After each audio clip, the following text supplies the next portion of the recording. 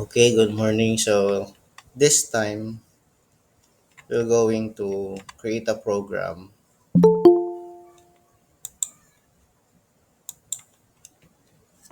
So this one is about data types. Okay, so ibibigay ko yung code sa inyo, then you try it. So this is serve as activity number 2. Number 2 na tayo, di ba? Yes, sir. Sir.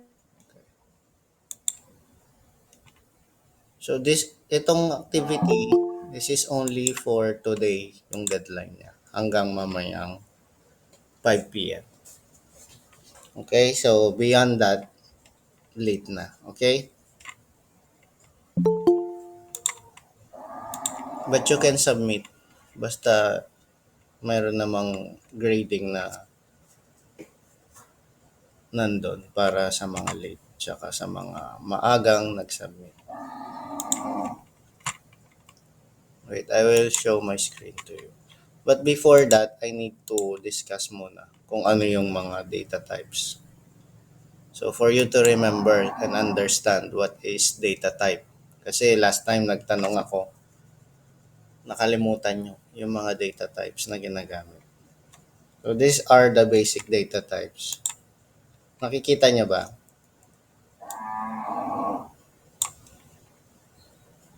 Nakikita nyo yung aking screen? Yes, sir. Okay. Yes, sir. So, basic data types ito. The data types specifies the size and the type of information the variable will store. So, basically, ang data types is itong mga ito. Hindi nyo napapansin yan yung mga usual yung ginagamit natin. Okay, so we have data type, the size, and the description, kung anong ibig sabihin nun. So, we have the Boolean. Boolean is the size of it is 1 byte. Kumakain siya ng 1 byte lang only. Okay? So, the description is stores true or false value. Kapag sinabi mong Boolean is only for true or false. Kapag true siya is equal to 1. Kapag false naman siya is equal to 0 para siyang binary. Okay? So, kaya 1 lang yung kanyang byte kasi 1 or 0 lang ito. True or false, parang gano'n. Parang sa switch, kung pipindutin nyo yung ilaw, meron siyang 1 is for on and 0 is for off. So, true or false lang. Okay? Yung size niya is kumakain lang siya ng 1 byte. And next, we have character or char. This is how we declare variables. Okay? Shortcut to for char, or this is the data type sa programming, char ang gamit. And then 1 byte din siya because it stores a single character, letter, number, or ASCII values. So pag character, A, B, C, D, or yung mga sabi niya ASCII value, meron tayong mga asterisk, mga sharp, mga ayun, character lahat yun. Letters is A, B, C, D. Numbers is 1, 2, 3, 0, 1, 2, 3. Or ASCII value, ito yung value ng specific letter niya. Halimbawa, yung letter A, ano yung may ASCII value yung mga yun. Okay? Halimbawa, A, B, C, ASCII value. Sa binary, meron tayong 01, 10, 001, 1101. O yun yung mga ano natin, ASCII value. Next, we have int or integer. So, dito naman, we have 2 or more bytes ang kanyang kinakain or yung kanyang size. Stores whole numbers without decimal. Pag sinabing whole number, ito yung mga 1, 2, 3, 0, yon. So, they are the numbers without decimal. Ang galing pa mga late na ito. Next, we have float. Okay? So, when we say float, stores fractional numbers.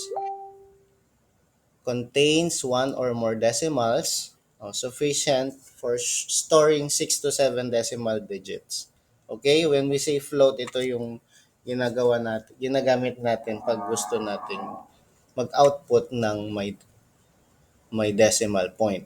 Like 95.05 or 95.3, 92 point, lahat ng may point. But the sufficient for storing is only for 6 to 7 decimal digits. So, yun yung ginagamit natin, di ba? And then we have the double. Bakit mas malaki itong double, yung kanyang byte? So, dito sa float, we only have 4 bytes. And then the double is 8 bytes. So, the double is stores fractional numbers containing one or more decimals. So, sufficient for storing 15 decimal digits. Okay? So, yan yung mga data types or the basic data types that we're going to use and we need to create program. Okay? Any questions sa ating basic data types? So, I hope na next time na tinanong ko kayo what is data types, alam nyo na itong mga ito. Okay? Naintindihan po ba? Yung Yes, sir. okay. So this time, let's try to create data types sa ating C++. Okay? So I will show you the code, a sample code. So yan.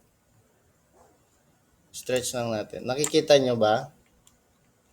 So this will serve as your activity number 2. Baba ko lang.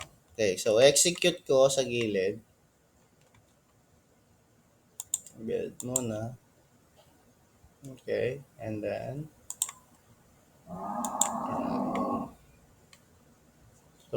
for you to understand what are the data types, ayan.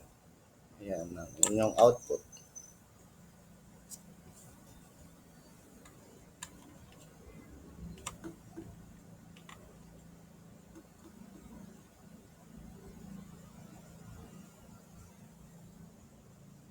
Sir, yan po yung gagawin.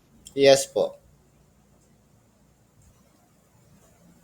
So babalik kayo, so you ano lang, you stay on our Google Meet. Okay? I-show ko lang yung mag-off mic lang ako pero naka naman siya. Naka-show. Okay? Pag may questions, just raise your hands or mag-message.